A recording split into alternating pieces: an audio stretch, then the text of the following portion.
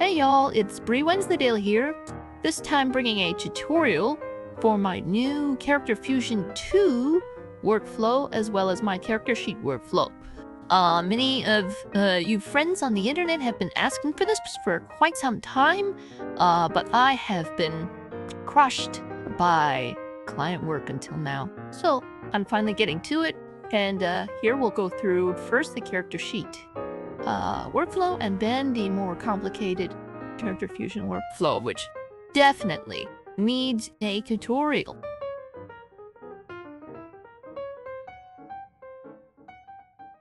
Here's the character sheet workflow. This is pretty simple to use. You just put your character here. The character image should have your character standing upright with all 4 limbs visible, but it is pretty flexible. A casual stance is fine. Even a medium complexity pose is fine, but it should just work. As you see, I have already run it. It works fine. I'll run a new character. All right, it's done. 96 seconds. Really quick. Looks like it got through it without any problems. All the characters are facing the right directions. And it seems there's no obvious flaws in the characters. So this workflow automatically takes it all and crops it into this nice functional sheet. And this sheet is tailored specifically for the next step. These front, left, back, and right. The order is important. It increases the quality of the repose LoRa that you'll find in Character Fusion. Before we continue, I'd like to thank Tori29Mai for the wonderful CarabG and image to body LoRa's used at the core of the Character Fusion workflow, as well as the prompts needed for the character sheet workflow. I'd like to thank Digital Pastel for the wonderful Smooth Mix illustrious models, as well as the Smooth Mix image generation workflows, which I use quite often. The one workflow is not too bad either. I'd like to thank VapiPass663 for the excellent upscale enhancement LoRa. And finally, I'd like to thank Kojiro Sasaki for his voluminous amounts of style LoRas, which I love to use, and I use quite religiously. Anyhow, let's get back to the Character Fusion workflow. Welcome to the terrifying and flipping huge Character Fusion workflow. When you first open the Character Fusion 2 workflow, you're gonna first have to load in all models, and there's a considerable amount, and I'll point them to you. They're all color-coded. They're all this magenta color. Here's the 4 models. There's QuinEdit 2509 FPA. There's QuinEdit Image Lightning 4-step V2 here. There's the Quin Clips. There's Quin's Bay. Here is where you need to put in Quin Image Edit CarabG LoRa. Down here, you need to put in Quin Image Edit Image to Body LoRa. Over here, you need to load up the 2 enhancement LoRas. Yeah, I put it right here. Just read the notes. The notes are everywhere. Read the notes.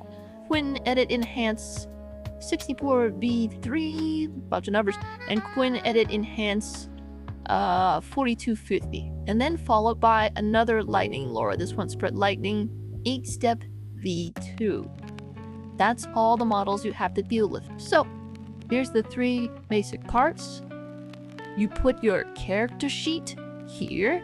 In the character sheet section, it has to be in this format. Front, left, back, right. It will probably still function. I'd had it still function okay with just a front image. Quality begins to degenerate if you just use a torso or if it's not in the right pose.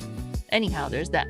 This is an optional thing. This is something for if you generate the character dummy image, you could put it here manually, and then all you have to do is reconnect it down here, and it'll go off of this character dummy image instead of the one that is generated down here. This used to be a different workflow, but I've folded it into here for the sake of ease. It's really an intermediate anyways, and it's unnecessary to be outside of this workflow. You put the scene that you want to use here. These are two upscale models. These determine how big the total image is, so definitely be wary, okay? Right now I have it to ×2. If you go to ×4, that's fine, but it's going to be very, very slow and might OOM. And here you put in the pose. The pose is important. It determines the style, the pose, the expression, as well as the body type of your character. The pose image should, at the very least, include the shoulders and parts of the arms. Any less than that, and it will begin to suffer in the quality department. And then finally, you have to adjust the lighting, shadow, and reflection information right here. Then you just use a short little bit of prompting to describe the lighting condition that you leave the other parts of the prompt as is. So let's continue and take a look and see what we can run. In fact, let's just run this. Mean anime expression. Hilarious. Brie Wensleydale. Comfy version. Some level from Super Smash Brothers. Let's just run it and see what happens. Okay, so first it's gonna go and fetch this image and begin to generate the dummy, character dummy intermediate image. It's just extracting the body pose, expression, style, and body type. There it is. Maybe I should censor that a little, I'm not sure. Hopefully it's fine. After that, it moves on to the second step, which uses the Buffy Class 663's enhancement LoRa. It just makes it a little bit more high quality. This is already decent, actually. Okay, there it is. Slightly enhanced, I guess. Is there a difference? A little bit. It's a little bit sharper. Yeah. Alright, that's all it does. It works better if the quality's lower to begin with. Now the entire workflow shifts over here. It's upscaling the character dummy and upscaling the scene, and then removing BG from the character dummy, and then placing the character dummy into the scene. It places the character dummy into the scene using these parameters here. The only things you need to touch is X%, Y%, and scale. You can rotate it as well if you want. I almost never do that. But you need to do this every time for every pose, so that you know, place the character in the scene, which is the entire point of this workflow. Alright, I'm rather satisfied with where the character is, so I'll just leave it as is. Now it's moving on to the main section. It's generating the character fusion part.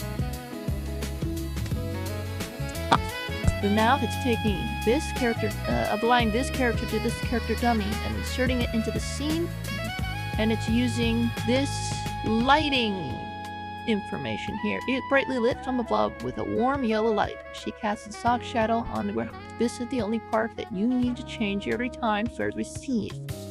Alright, so here it is. There it is. Oh wow, that's a very strange light. I probably need to change that, but the rest of the character looks great, I think.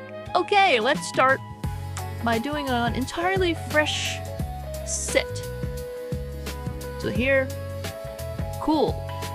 I'll use this version of Brie. And let's find a different scene. I'll use this creepy scene. And let's find a different pose. Let's go classical. No, not that classical. Yes, one of these. No. No. No. The yawn. Yeah. This guy. Alright. And now we need to go and adjust the the lighting information. So the lighting information in this dark log cabin, I guess, backlit with a warm light. I don't know. Backlit with a warm light. No real shadows on the ground either. Alright, let's just change it. Let's see. She is backlit from behind with a warm orange light. She casts the soft shadow on the ground. She is lit from the side, from the left, with a warm yellow light. Let's see if we can do that. Alright. This is a more three-dimensional pose, so I will change it into a more three-dimensional. This picture... this is a picture of a 3D model of a middle-aged ball myth. Sure. Why not?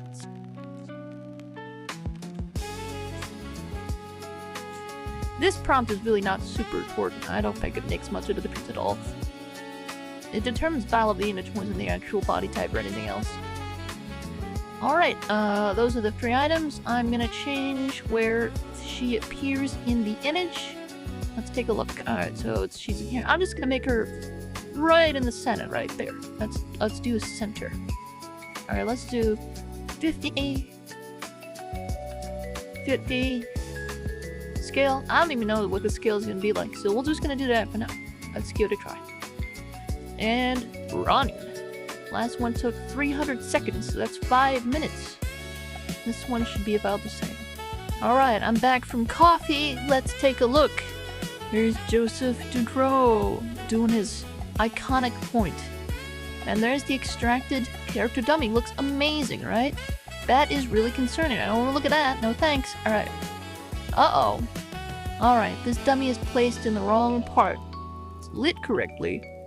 Alright, this is wonderful. This is a little bit of troubleshooting that we need to do. Alright, good. So, several things. A, it needs to be bigger. Let's do 0.4 for scale. Secondly, it needs to be closer to the ground. So let's do 65.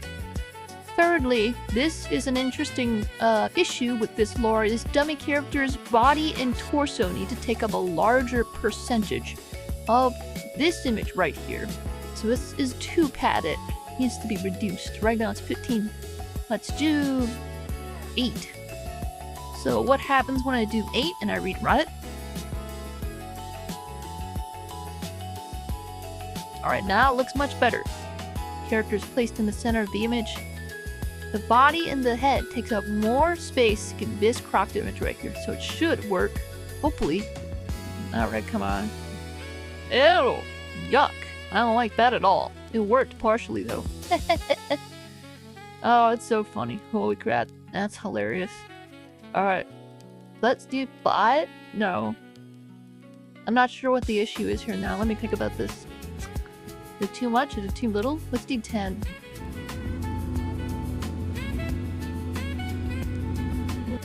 You gotta find some sweet spot of how much area the character dummy takes in the image. That's the sweet spot you need to seek. My default option of 15 usually works, but this particular pose is very compact. The arms are very close to the body, and that's kind of messed up this whole jive. But that's good, you know, that's why we're doing a tutorial. We're finding interesting issues, and we're trying to solve them. It's already partially working, so that's good. Oh wow, there it is. It worked this time. Now, this is the flexibility. This is not a detriment. This is a feature of this workflow. You can apply whatever you want to the character pose. I mean, this is a misnomer. It's not just a character pose here. You're capturing the pose, the expression, the body type, and the style of this particular image. And then you're taking all the character details of the character sheet and applying it to this image. And you get this absolutely sometimes fantastic, sometimes horrifying, sometimes both image right here. And this is an instance of where I think, for me at least, it's worked perfectly. She should probably have gloves. Let's give her gloves. She is wearing black leather gloves. Keep these short, keep these simple. This is also additional stuff I've added here. I totally forgot to mention that, but there it is.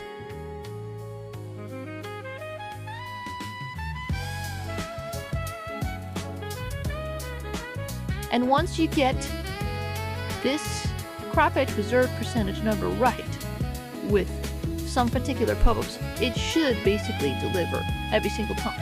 There will be differences in the details, but it should basically just work. And you can see for single run, where the character dummy and the character dummy enhancement steps are fixed, it takes the typical amount of time. On my system, it's about 90 seconds. Oh, yuck, that's terrifying. I don't like that at all.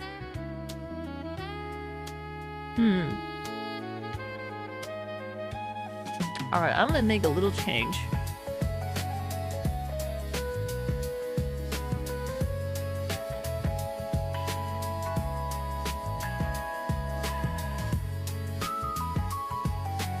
I'm changing this to line art.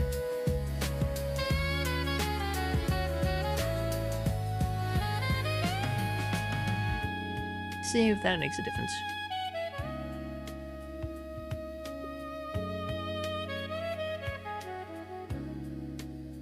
Alright, I made the change here.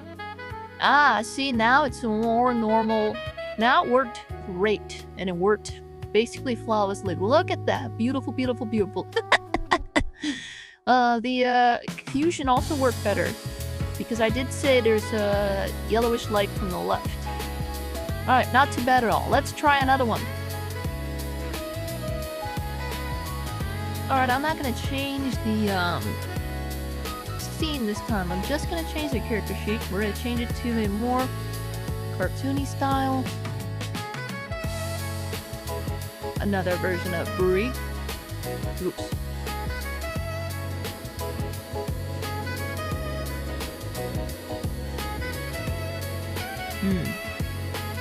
I don't like any of these. Let's do depressed Napoleon. Depressed Napoleon sitting in the chair. Lighting doesn't need to change, but I need to change the details here. She is exhausted and depressed. She's not wearing black leather gloves. She is sitting on a wooden stool. And she has her white mouse ears. Now let's give that a run.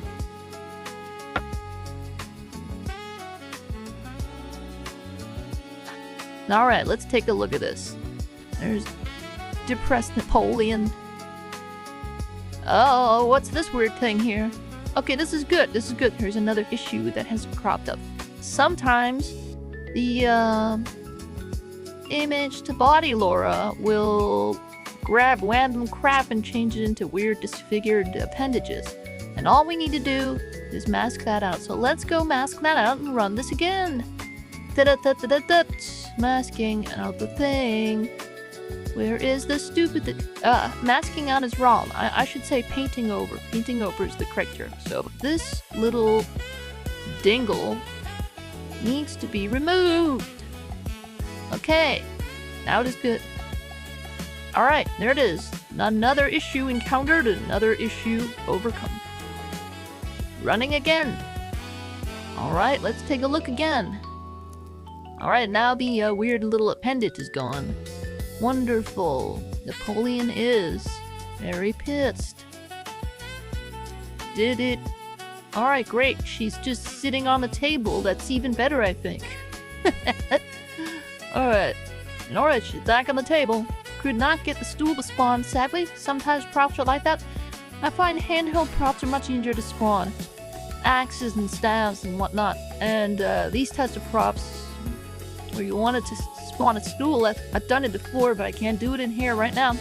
So we shall do moving on. That's one of the weaknesses of the Caribbean Laura. Props are difficult. Alright, this time I'm gonna find another pose and put in another scene. Yes. Let's do this. That's Dracula's Castle from Super Smash Brothers. Let's do another pose. Alright, what's fun? What's interesting? Something... I want a full body pose this time.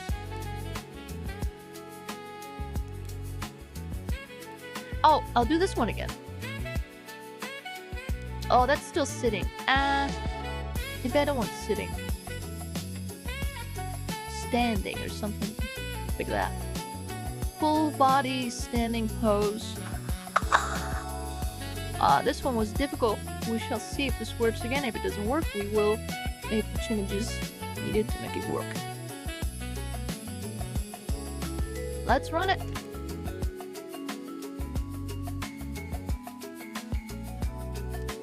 Okay, let's see how well that turned out. Alright, there's Alucard. That extracted that pretty well. The enhancement makes it, yeah, less blurry. That's good. Okay, that's probably gonna work pretty well. She's huge. Right. Yeah, that worked. I don't think... Oh, that's... It's strange, but that's the whole point of the Laura. Maintains the style and the body type. Alright, and the pose. Let's change the color here. She is lit from... She is lit from above with a cold blue light. She is backlit with an orange light. Okay, she casts a soft shadow on the ground. How to do objects around her. Very cool. Let's take a look. Let's make this way smaller. 0.2 block. And that'll probably make a difference. Let's take a look. Let's take a look.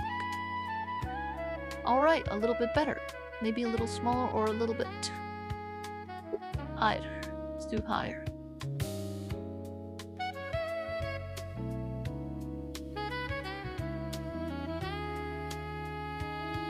Stop. I want it to stop. Good, it stopped. Good. Yeah, that's better. Okay, cool. We'll see how well this turns out.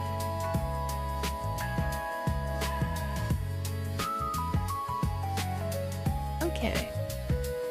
Her eyes are closed. Why? Oh. Did I tell her to close her eyes? Here it is.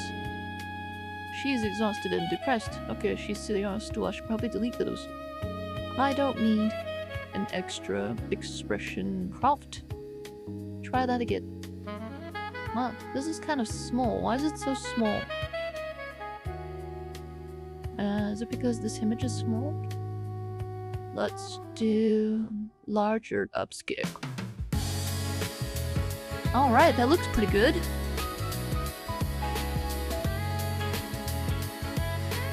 But otherwise, it's alright. Alright, that's it for this tutorial. Basically, you just put in your character sheet, your scene, your character pose. You adjust the lighting props slightly. You just keep running it until your character dummy comes out alright. And then you adjust this crop edge reserve percentage until the final character fusion outputs are turning out well. And then you just pick whatever output image you want. Hopefully I will improve this in future, but right now it works alright. I use this basically almost every day, and it's turning out to be quite fun. Alright, that's it for this tutorial. I hope you guys enjoy the workflow. There are a splendiferous amount of notes all around the workflow. If there's any other questions, go read those. Otherwise, have fun.